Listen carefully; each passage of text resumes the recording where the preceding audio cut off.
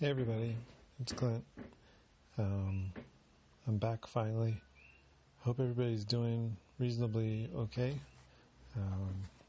It's been a weird last couple of weeks, to say the least, and the world's basically turned upside down. But that's basically all I'm going to say about that for the rest of this episode. I think last time I promised that I was going to talk about trail etiquette, which admittedly is something that I should probably work on. I posted a bunch of things up on the site under Soapbox, and none of them will probably make sense unless you listen to any of the podcast episodes. But I actually posted one thing up called Trail Running Safety and Manners Guide. And this is something that was in the packet pickup bag when I did an ultra in Japan.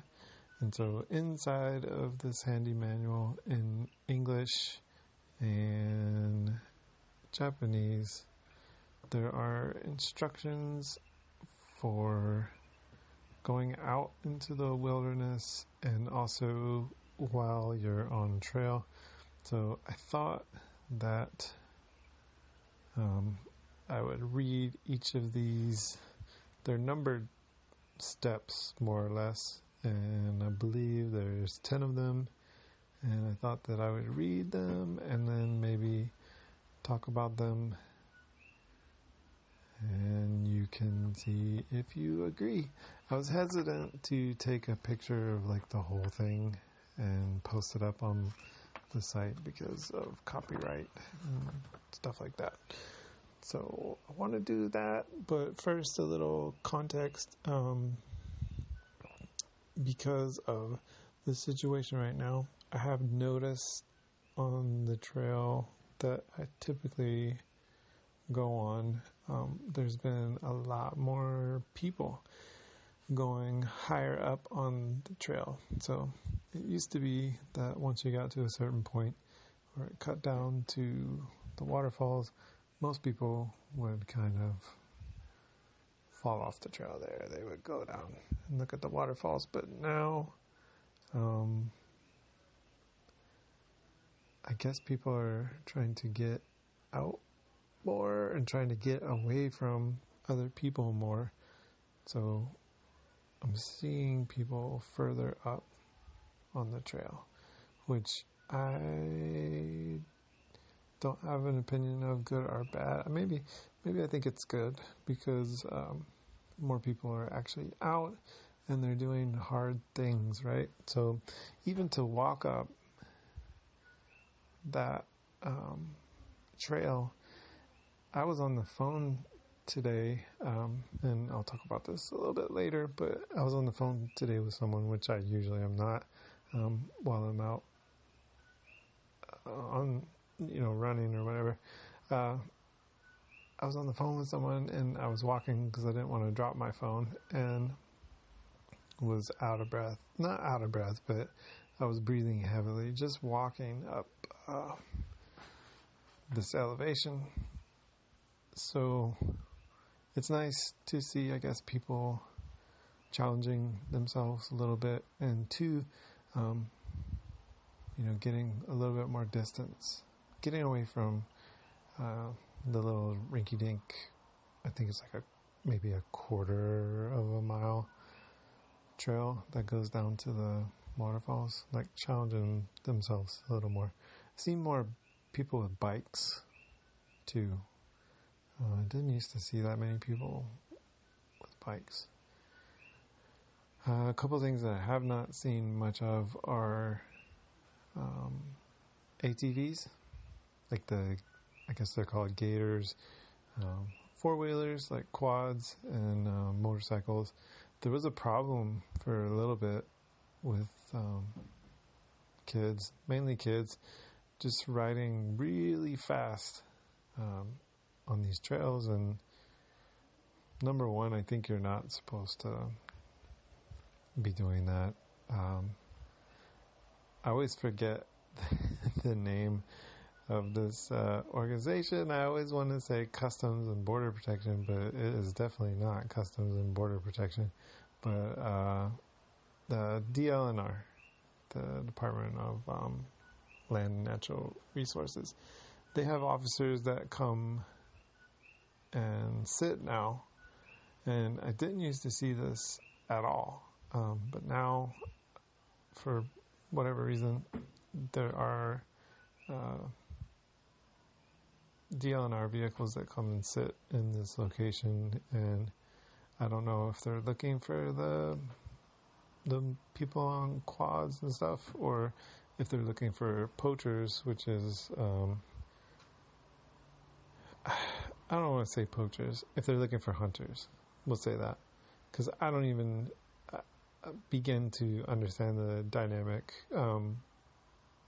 with hunting boars here. So the deal is, there is an official mechanism for, official process for having tags to go out and hunt these animals. But at the same time, there's a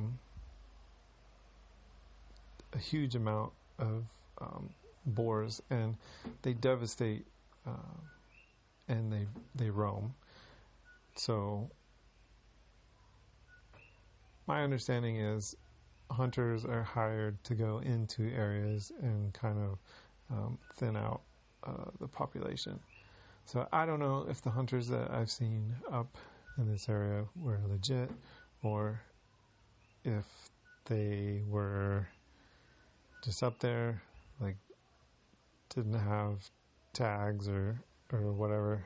I don't think you're supposed to be hunting in this area. But then again, I'm not sure. Maybe you can. But as far as like quads, I've talked to the officers before, and they said no, you can't have motorcycles or quads or personal vehicles, anything up in this area. So I'm getting way off course. But the other thing is too, like they apparently, I didn't see this when I saw the officers up there like last weekend. There was a DLNR vehicle parked up at like right where it cuts off to go to the waterfalls.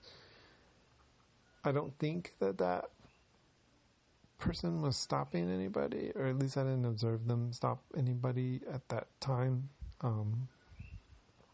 But I found out, well, I didn't find out, but I heard from someone today while I was out on those trails that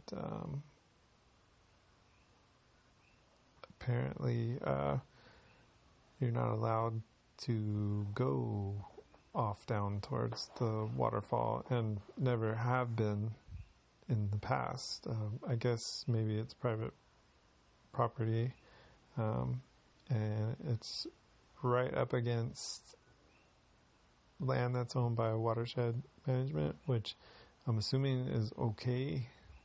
The same person that told me don't go to the waterfalls told me that the main trail is okay. So I don't know. It's really hard to know. It's like stuff is not marked in Hawaii very well, at least not on Big Island. I don't know if it just was never marked or if somebody stole a sign. Either scenario is completely plausible. So for anybody that lives outside of Hawaii, I'm sorry. For anybody that lives outside of Hilo, I'm double sorry, because none of what I just talked about is relevant to you and probably not interesting at all. But I did have a point. The dynamic of that location has changed. It used to be that I would just go out there without a care in the world, didn't expect to see anybody. I've seen a roaming security vehicle a a handful of times. The person's never stopped. Tinted windows, I don't know what they look like. I've never been asked to leave, and I've been all over up in that area. So I've just always assumed that nobody really cared that I was up there, but I'm going to have to do a little checking and get the official dish on the status of that area. If it is all private property and like no trespassing, then that's going to be a bummer for me, because that's pretty much the most convenient place that I know of. It's kind of right by where I work, so I have been for the last year, maybe year and a half, 2 years. I've been after work just going there consistently because it's so close and just save gas money, leave work, go there, do my running, go home, instead of going home and then coming or driving out to somewhere, who knows, Volcano. I love Volcano. I would love to go to Volcano every day, but it's so far away from where I live and also where I work. Gas is so expensive over here that I've been just going to my main trail for most of my running, and then every now and then, like, I'll venture out to somewhere else on the weekends for a long run. But yeah, so if they're cracking down and like if there's no more admittance up there, that'd be really sad. But as far as I know, it's okay to go there. There's just parts of it that you can't get off the main kind of road or trail and go down into what's presumably private property. So, sorry to bore everybody with that, but what was my point? Oh yeah, more people on the trail, which is good. I want to see more people on the trail, but everybody, self-included, and I am not always the best with this. Let me just tell you something about myself. It's not that I want to be a jerk. It's not that that I want to be rude to people. I just am stupid, and I don't know why I'm the way I am, but I have a lot of little quirks and stupid sense of ownership. If I'm on a trail all the time, I begin to feel like I somehow belong there more than other people, which is not good. I know this, and I'm trying to get better. So please, if you see me out, bear with me. I'm working on this. I want everybody to be down there or be out there deep down, but at the same time, sometimes I feel like people aren't being respectful to everybody else that's on the trail. So, in other words, things like if there's 15 people in your party and you're taking up the whole thing, like you're just all shoulder to shoulder walking up, and then I'm running down. Like, I expect somebody to move out of the way to let me through, and then sometimes that doesn't happen right away, and it's a pet peeve of mine, and I tend to I don't ever say anything to anybody. I think I've covered that before. I'm just kind of try to keep quiet, and devil may care. I don't really care what you're doing on the trail. I just want to get by and then let everybody else go about their business, and then I go about mine. So I'm never confrontational, but then at the same time, like, I'm not moving off the trail to let your party of 15 continue to walk shoulder to shoulder. So I've never been one to accept a heavy-handed approach very well, and I've also always kind of been the questioner of things and the kind of like the little passive-aggressive rebel, I guess. So I'm working on it. But anyways, so it would be helpful if everybody could kind of think of the trail as a road. And since we're in the United States, I guess you could change it up if you go to somewhere where the lanes, the flow of traffic is reversed. But so just treat it like a regular road. So, either you're on the left or the right side, depending on the direction that you're going, and it would just match how you would usually drive a car. So I don't know, that would be helpful. And then just stay on the extreme side of that trail and let people get by. It seems so simple, but it's something that people just apparently struggle with. I've even had it a lot of times where, like, I'll move to the opposite side of the trail, and a person will also move to this side of the trail that I just moved to, and I'll move back over, and then the person will also move back over. Or they'll have like a dog, so they'll be on the opposite side of the trail, but their leash is so long and that the dog is on the side of the trail that I am on as I'm coming down the hill towards them, right? And so I don't even attempt to understand it, but just get out of the way. I mean, I don't know really how else to say it. I try to get out of other people's way, and I don't know. I just kind of expect people to do the same. And if you got a dog, please leash that thing up. It shouldn't be off the leash anyway. If it's around people, if it's around a densely populated area, because, hey, check this out. I like my dogs. I don't like your dog. Like, until I get to know it, I don't like it. It's not cute to me, and I've been bitten on my leg before, so and it was by a dog that was like a family pet. It was an older dog. I think it was like a lab, not even a super aggressive breed, probably like one of the nicer breeds, and the lady didn't even realize that her dog had bit me, and she comes towards me, and as she's walking towards me, she's telling me how it's okay. He's a nice dog. He won't bite anybody. And I'm like, yeah, he will.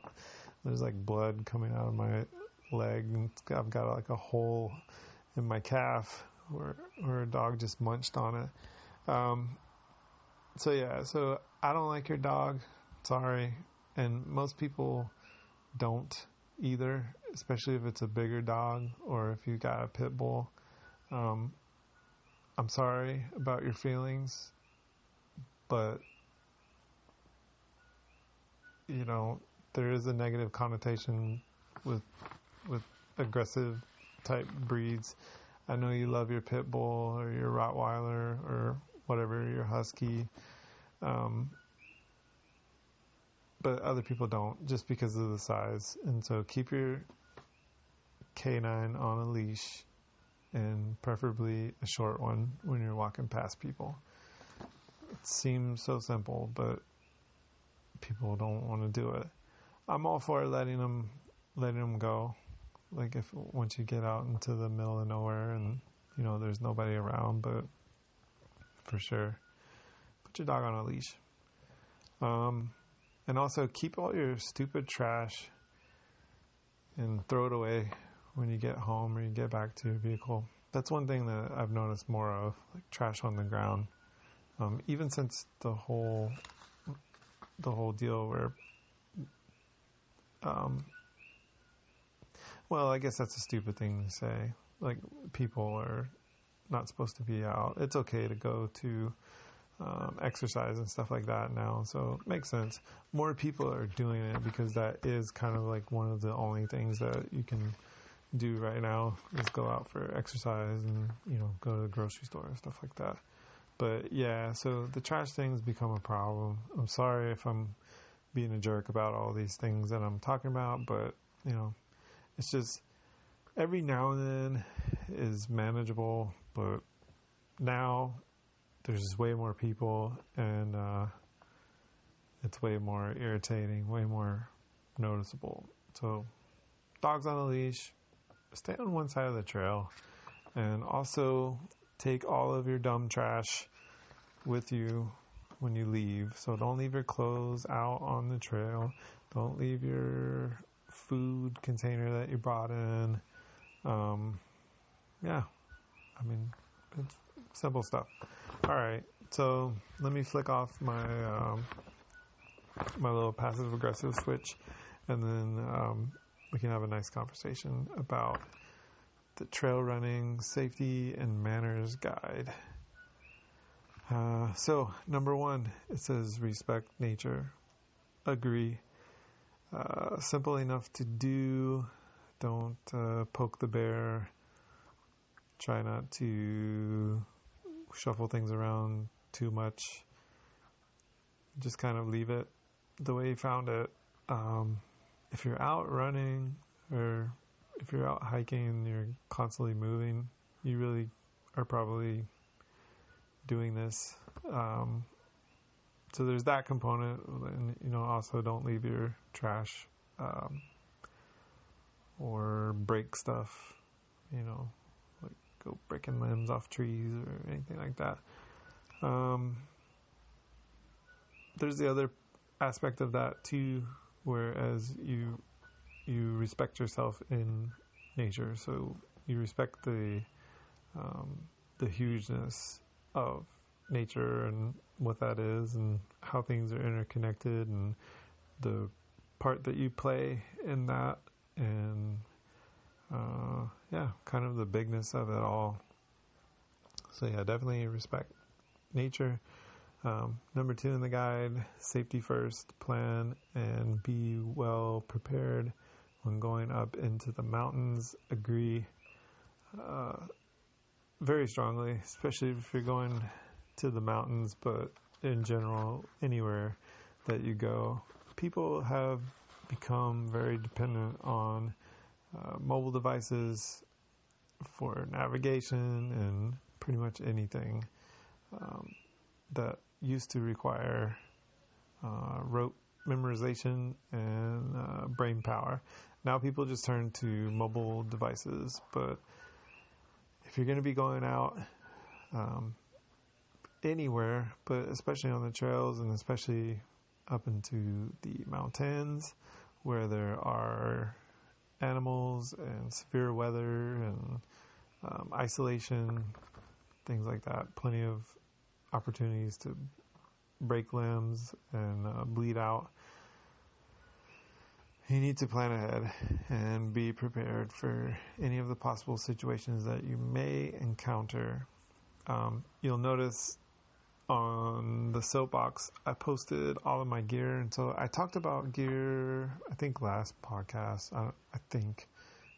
but I kind of laid out like all of the things that I usually take, and you can see, you know, for the most part, I take all of that stuff with me on each run. Like the big bottle of sunscreen, I don't. I just put that there so that people would know that I do use sunscreen and I do promote using it. Just for the simple fact that the sun is there to burn you and give you cancer and kill you. So I think sunscreen also can have bad effects, like I guess if you use it often, but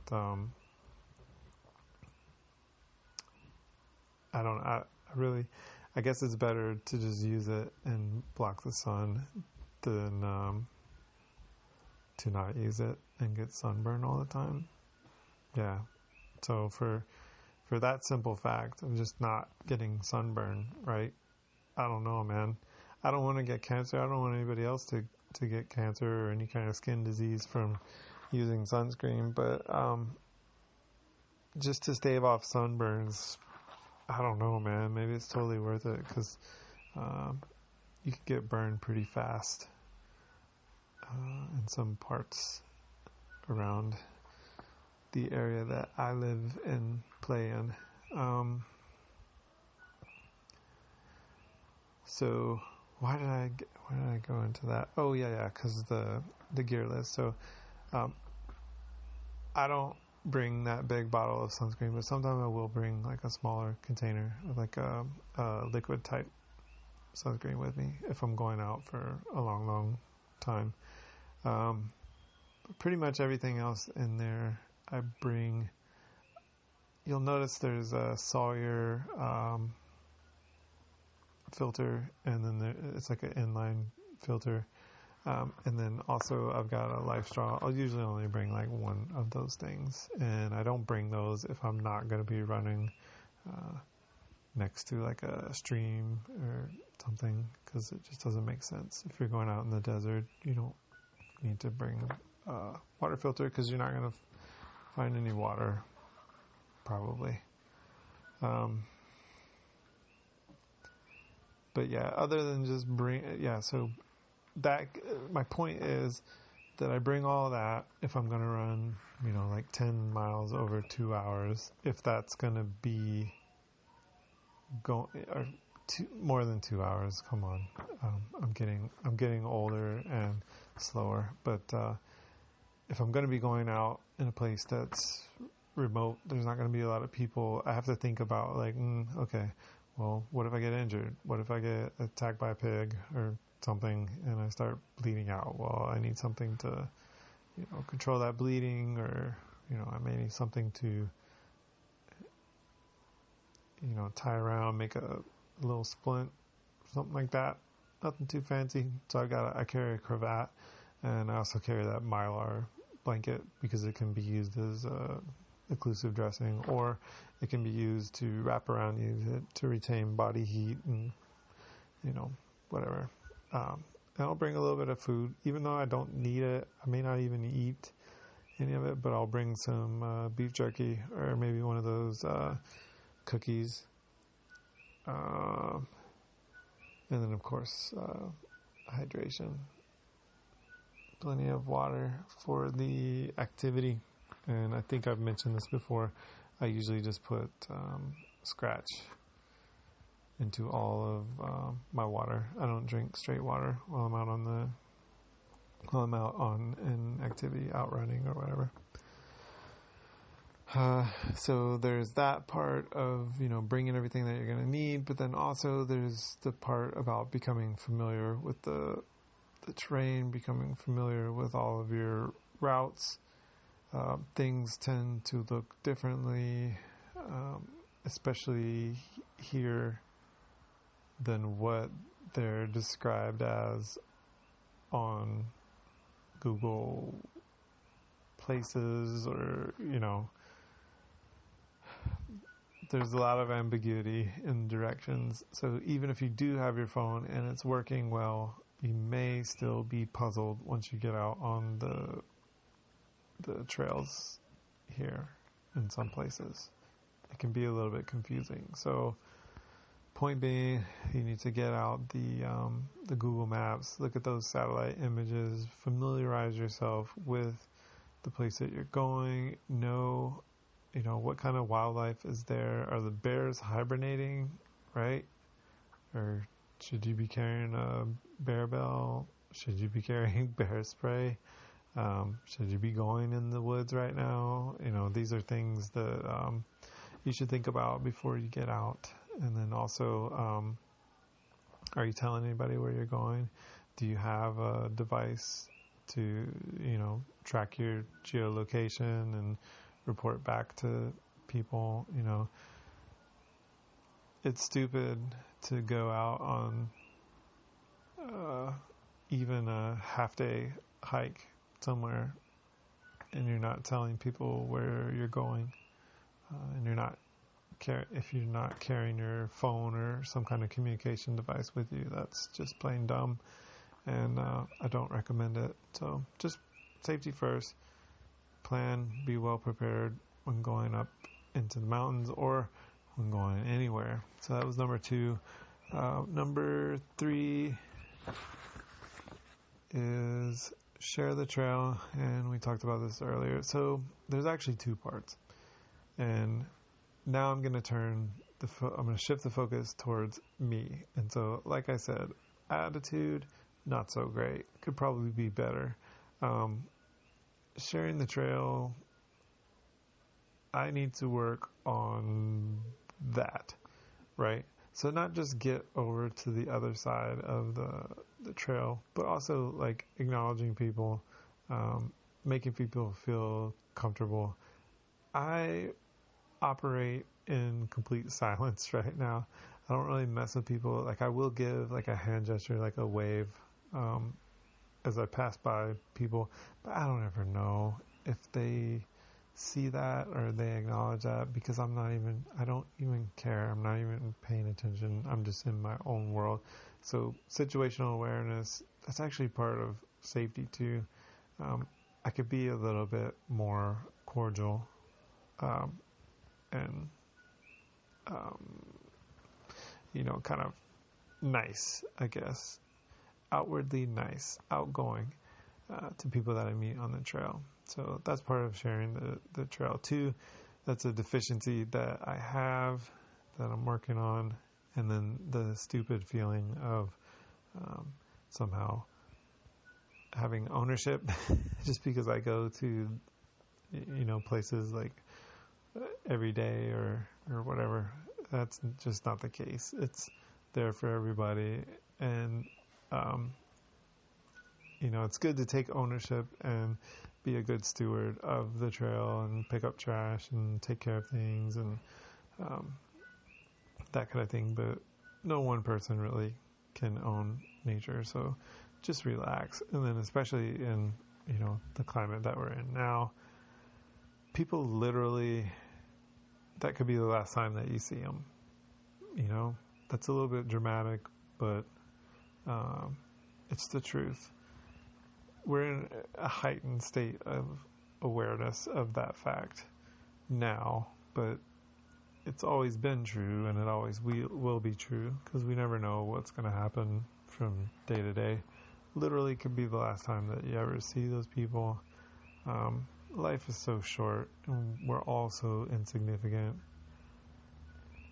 Get outside of our own heads, realize the bigness of everything and how insignificant we each are, including myself, and just kind of relax and be nice.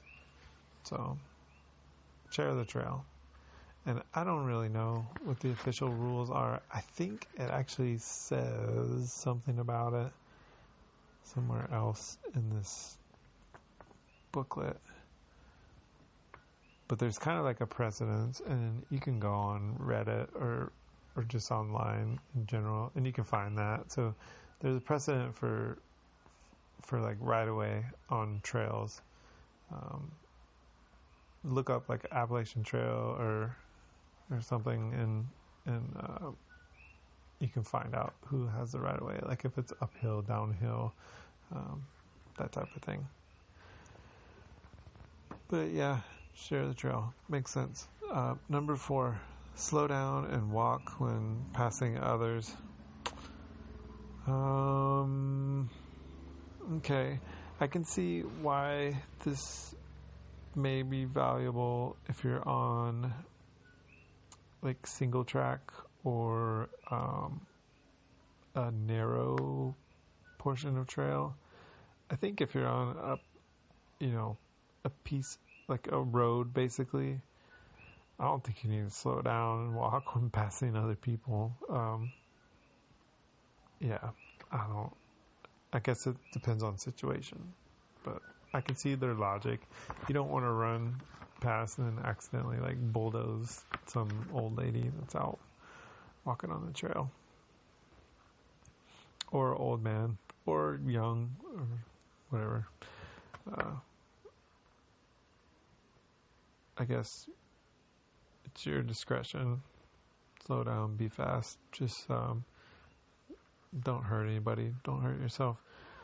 Number 5, be courteous when running in large groups. So that's kind of like what I was talking about, the group of 15. So yeah, definitely runners, be courteous when you're running in large groups. Don't be running in large groups right now. Bad idea. But when we do get back to running in large groups, just kind of, don't act like you own the road. Don't make all of us other runners look like jerks.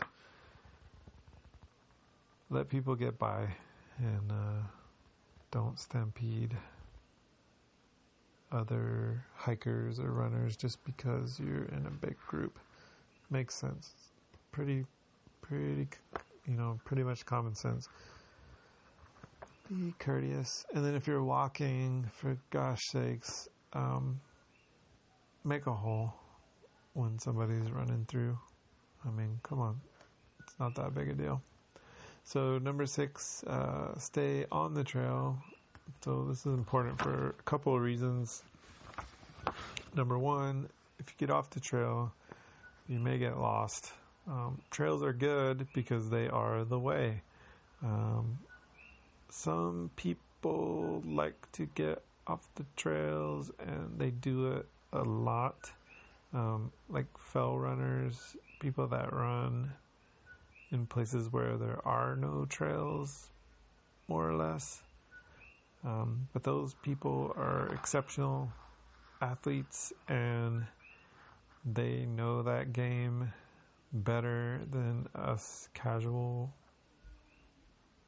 exercisers, I guess, casual runners. Stay on the trail, because don't get lost. That's the first thing. And then also stay on the trail, because you can, if you get off the trail every day, or if enough people get off the trail consistently, you're going to go ahead and widen that trail. It's going to offset that little ecosystem, and then it's like the butterfly effect. You never know what the repercussions of that will be. So yeah, stay on the trail. Don't mess up nature, and then also don't get lost. So case in point, there's a portion of trail, actually it's the beginning of the trail, where I usually go every day.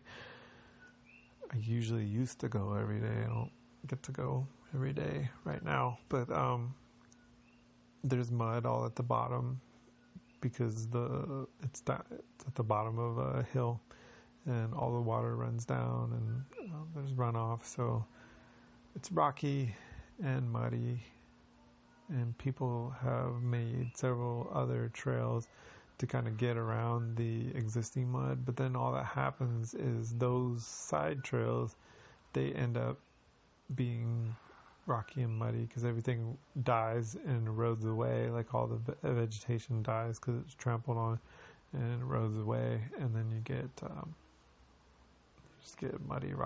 another muddy rocky trail. It just widens that piece out and destroys the habitat, and it's ugly. I mean, it does look kind of wonky right now. Okay, so number 7, don't litter. Yeah, it's not cool to litter. Take your trash with you. Nobody wants to run into all that. It's gross. There's a problem. I don't know about other islands, but on Big Island, people literally throw out like entire rooms of furniture. So on the trail, not on the trail, but on I ran Beach Road from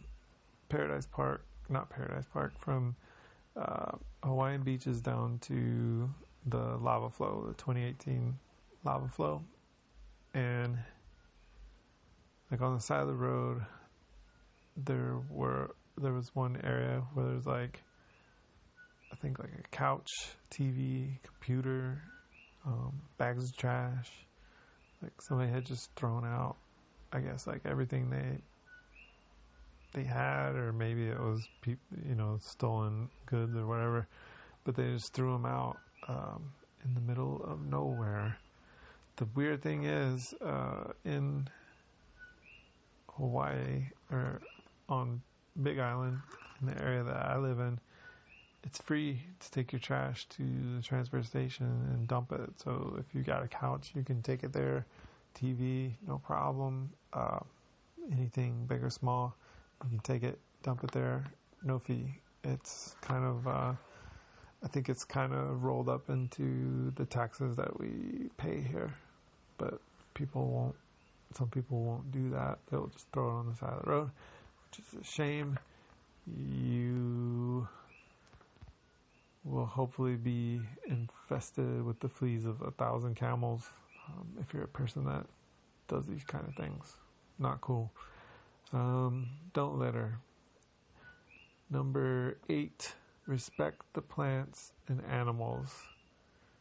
I feel like this is redundant, but I feel like they already mentioned this. But yeah, respect them. You don't need to kick flowers just because you're feeling super pumped about your long run. Don't cut the heads off snakes and stuff that you see. You're not John Rambo. Stop it. And you're probably going to get bit if you go messing around with snakes. Number 9, try to use... fun fact for people that don't know. Snakes in Hawaii, to my knowledge, there are only 2 species. So there is a snake that lives in the ground, and now I can't remember the name of it, but it's small, often mistaken for earthworm, and rarely seen. But there's that snake, and non-venomous. I don't think it could bite you even on its best day if it wanted to. There's another species of snake. It's a brown tree snake, I believe, and those are venomous. The fangs are located... I don't remember if the fangs are located in the back of the mouth or if the fangs are so small or weak that the venom, they're only dangerous to small children. Yeah, I read that somewhere. But I think those are few and far between, and they were introduced in order to eradicate or manage another invasive species or something like that. Just never get your facts from me. I'm horrible with remembering. I remember small pieces, but then all the important stuff I can't fill in. But yeah, so as far as snakes go, that's it. And I've seen the little ones that live in the ground, but I've never seen a big snake here. I used to see a lot of snakes when I lived in Georgia, a bunch, more than I ever want to see. I've seen enough to last a lifetime, venomous and non-venomous. Number 8. Yeah, we just did that. Respect plants and animals. Number 9. Try to use public restrooms. If not possible, carry out used toilet paper. Okay, I guess. I will always try to use a public restroom if there's a public restroom available. Problem is, 98% of the places that I go to run, there are no public restrooms, so either I'm holding it or I've got to make a cat hole, and I don't carry toilet paper with me, so we're talking about using rock or some kind of leaf for toilet paper, and that's what I do. Some people get, what are they called? I forgot what it's called. A swag bag? I forgot. But it's basically a bag where you put all your goings in, and then you pack everything out. I would do this for places that are sacred, and so there are some sacred places here in Hawaii, like Mauna Kea being one. I wouldn't go leaving my waist for sure on Mauna Kea. Respect that. But if I'm just out in the jungle somewhere, I may just dig a cat hole. I'm not going to leave a bunch of toilet paper. I don't carry it with me anyways. But that's just me. Just make sure you cover that stuff up for sure. Like, if you got a public restroom, use it. If you have to go outside, I think don't leave your toilet paper or whatever. Try to bury it. If you can. Well, no, not if you can. You definitely can. Like, dig a hole. Like, grab a rock or something, dig a hole, do all your business in the hole, put your teepee in the hole, cover that thing up, man, so people don't have to see it, they don't have to smell it, they don't have to step on it, they don't know it's there. As far as like toilet paper goes, if you're bringing that out, I think it takes longer to disintegrate if it's buried than if you leave it out. But then if you leave it out, everybody can see it, and that's kind of gross. So I would say bury it, but that's just me. I know a lot of people will hate my advice there, but it is what it is. Number 10, be friendly. That's kind of redundant of what we talked about before. Something that I need to work on because I'm not super friendly, not super talkative. And that's all of the rules for trail manners. I will say this. It's been my experience that in life in general, and trail is certainly a part of life for me, you can get by with pretty much any approach that you want to take to dealing with other people. You can get by for so long. One day you're going to meet the person that is bigger and badder than you, and if they don't like your approach, you may have problems. So it kind of behooves everyone to be as nice as they can possibly be when they're out on the trail, because you will run into that person that does not take any mess off of other people. And the same thing's true in life, right? And they will call you out on your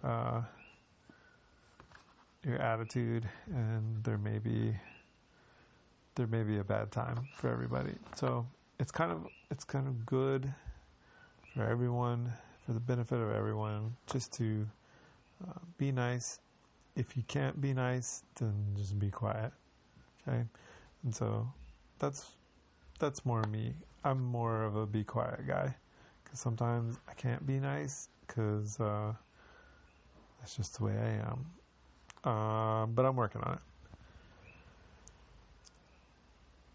Yeah, and so that's that. And then it goes on to give like a trail running gear list, but I've already been through that in another podcast, and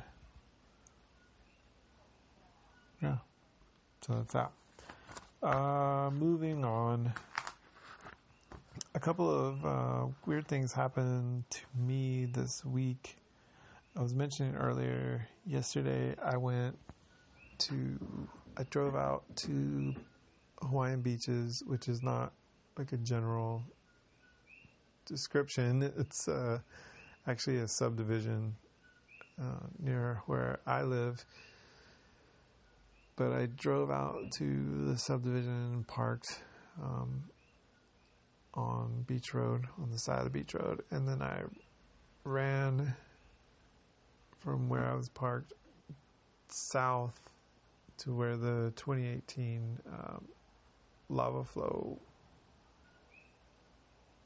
went through.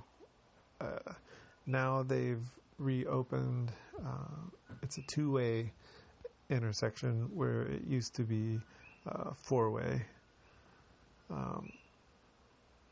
So you kind of get to the end of the road. It's not really the end of the road because you can always turn right and then go back out towards Pahoa and then up. Or I think you can turn at that point too and then go more towards the end of the road. It's a place called the end of the road. And that's at another lava flow. It's actually a neighborhood that's built on top of a previous lava flow. But so I think it was like 8 miles round trip from my truck down to the flow and then back. But it's on Beach Road, which runs right along the coast. I think it's like it was or is an evacuation route. There's houses that are built on either side of this road, and like a lot of the neighborhoods around this area, I don't know if you want to call this a neighborhood because the houses are spaced out pretty good, but so they vary. Some of them are literally just multiple story like platform, so you got a roof and then you got essentially like a big old tree house with no walls, and I don't know if people live there all the time or if it's just a place that people go to hang out and look at the ocean. But then you got regular single family homes. Some are not that nice. Some are really nice. Some have, a lot of inoperable cars and trash in their driveway. Some of them are just, normal single family homes. So it just varies. It's an interesting place, Pahoa in general. I like it, so don't get that impression. It's one of my favorite areas, I think, on Big Island. I think that's safe to say. It's one of my favorite areas. I like the layout and the vegetation. It's more jungle. It's more, I guess, wild.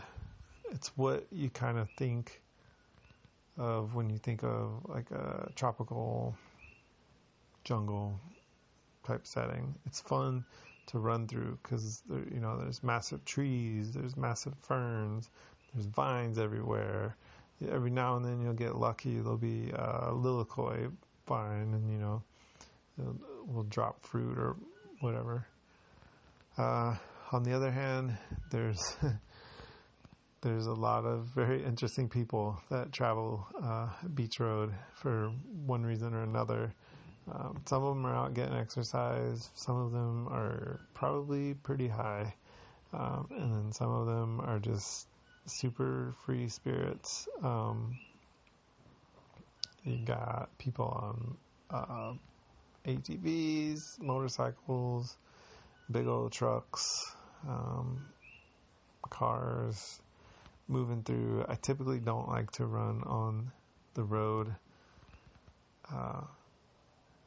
Now it's especially dangerous because the cars can go faster, and they do. Or I'll say not just cars, but just vehicles in general. They can go faster with the paved road, and they do that. It used to be, before the lava flow, it used to be all gravel, and so you had the danger of all the rock dust and everything kicking up. But now it's the danger of vehicles running into you and ending your life abruptly. but they're few and far between. This is not like a heavily trafficked road, at least not in the times that I'm going, which is like later on in the afternoon into the early evening. But yeah, see a lot of interesting things out that way. Smell a lot of interesting smells as well. And one of the interesting ones yesterday was a lot of marijuana, like a lot of marijuana. I felt like I was taking advantage of these people because I was probably getting a contact high with the amount of marijuana that was in the air, in the atmosphere from them. And if I had a test right now, I'd probably pop positive. It was that much. It was that strong. Kind of weird thing that I saw yesterday. Well, not really weird, but I mentioned that cars go fast, and there's a lot of big trucks that travel this road as well. Not big trucks, but like, full-size or half-size pickups with a lift kit and big tires. That kind of big truck.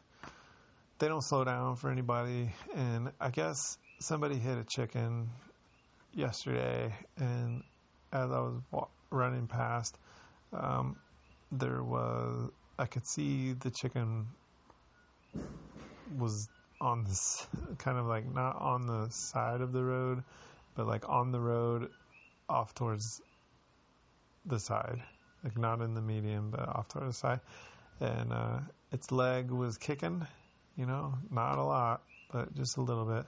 So I don't know if it was in like I guess it's not rigor mortis, but like right after when the nerves are still firing and it's causing like muscle reflex and stuff. I think it had just gotten hit, and right before I came upon it, because there was a big truck that went through about the same time. And so I come across this chicken, and it's still kind of like it wasn't semi-alive. Like the eyes were closed, looked like it was taking a nap, but the legs would move every now and then. So I kind of like pushed her off the road with my foot, because I don't necessarily want to be touching strange chickens in the middle of nowhere. So I push her off the road with my my foot, and then I go on about my business. So that was sad.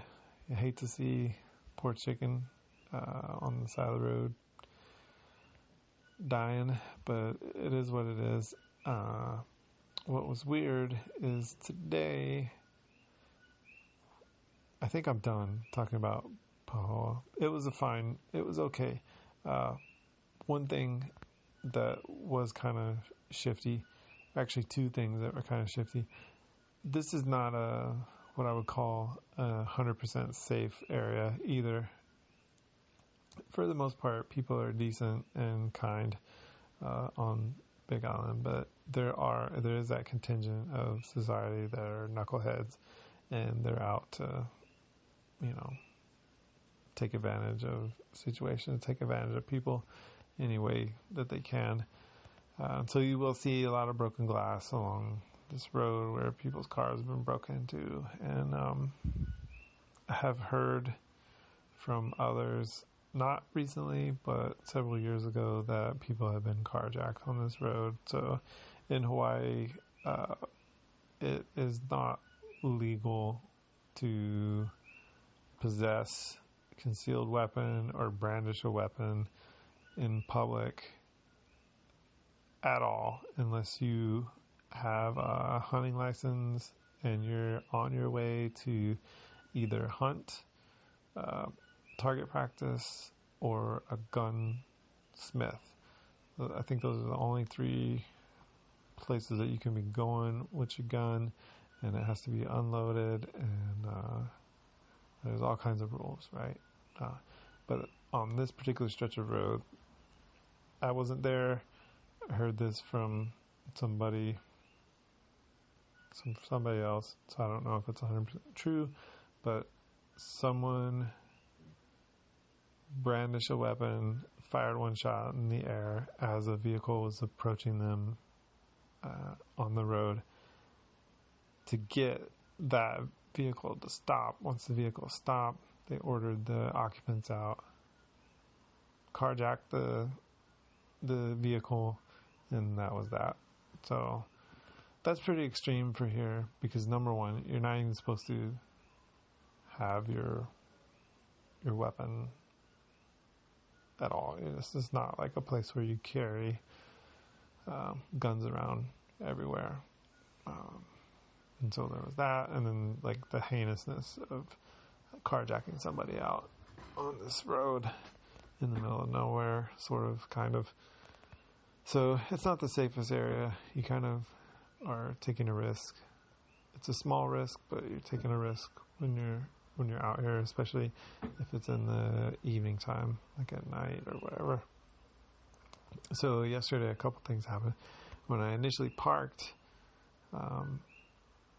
where I parked was not around like houses or other cars or anything. It was just like a single parking space out along this road, kind of like about a half a mile from Hawaiian Beaches, the subdivision.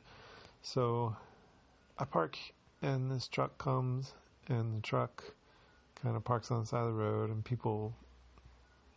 there was like 4 or 5 occupants in this full-size pickup, and it had a bunch of bikes in the back.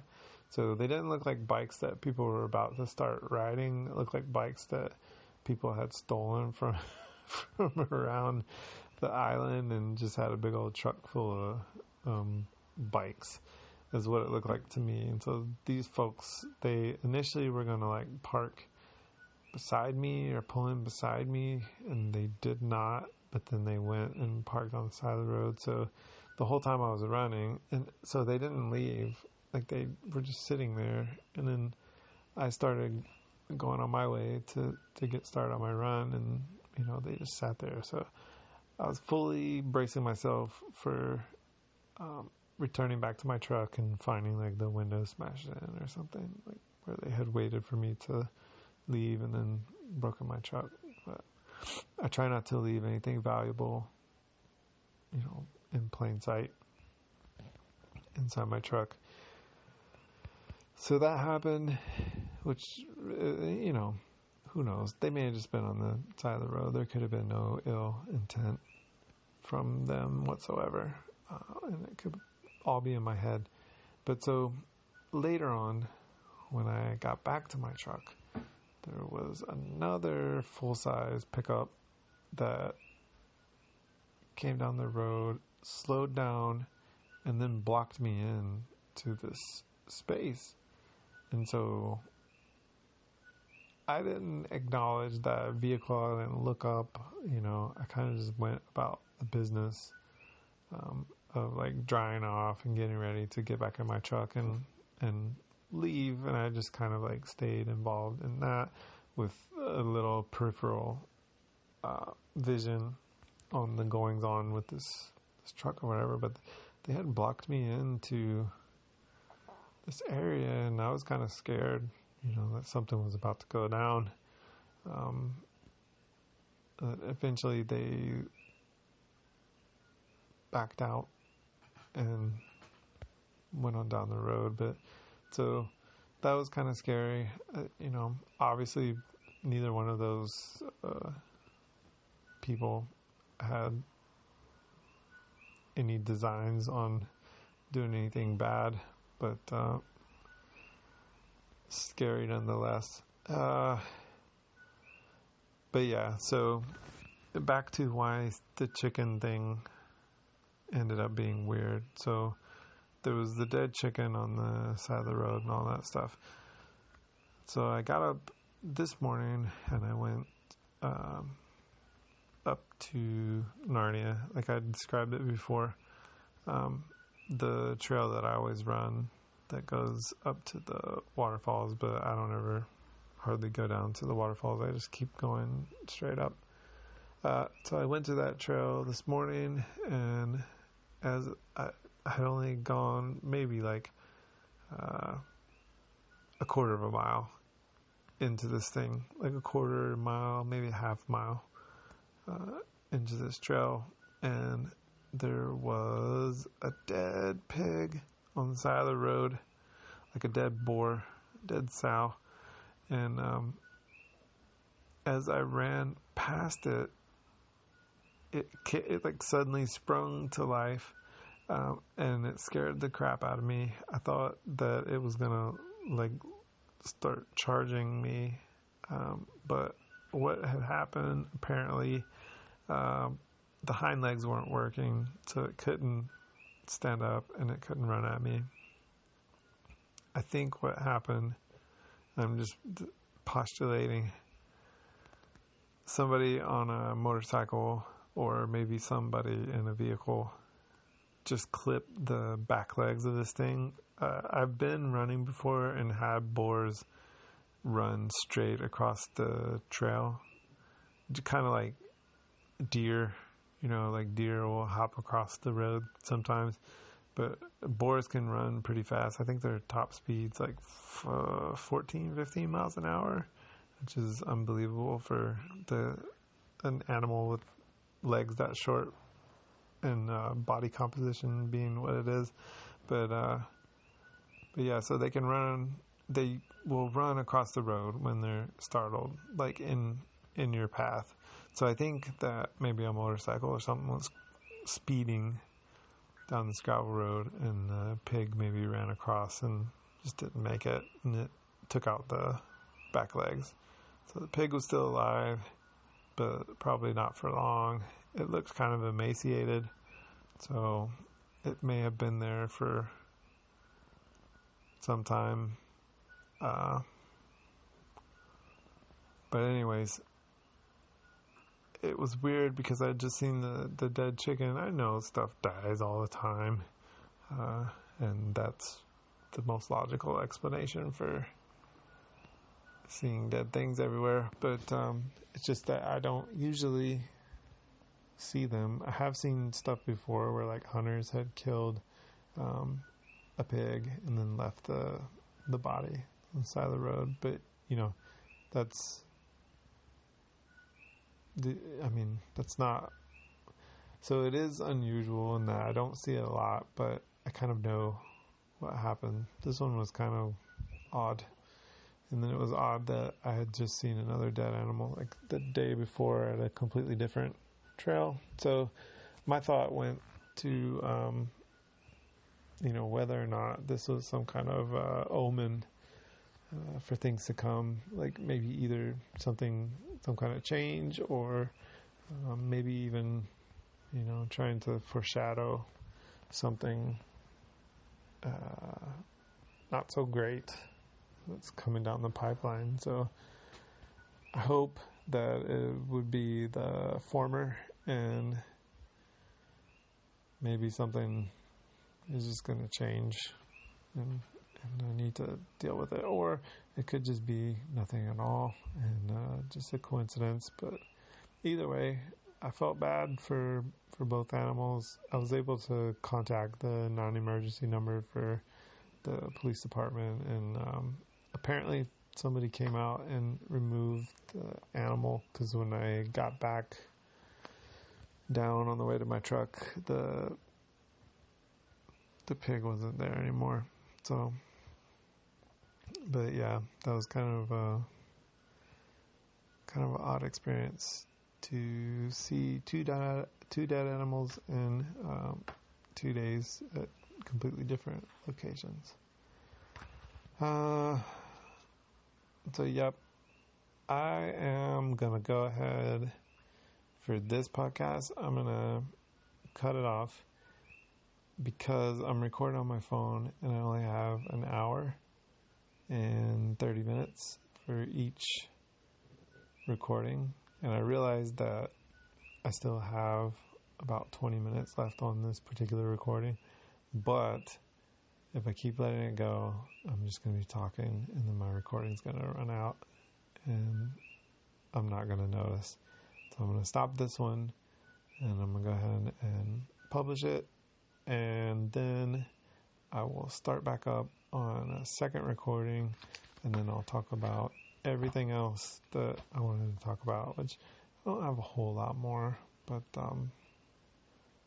we'll cover some stuff, like things to do while you're at home because of COVID-19. But yep, sit tight, and I will be back with the second part of this episode.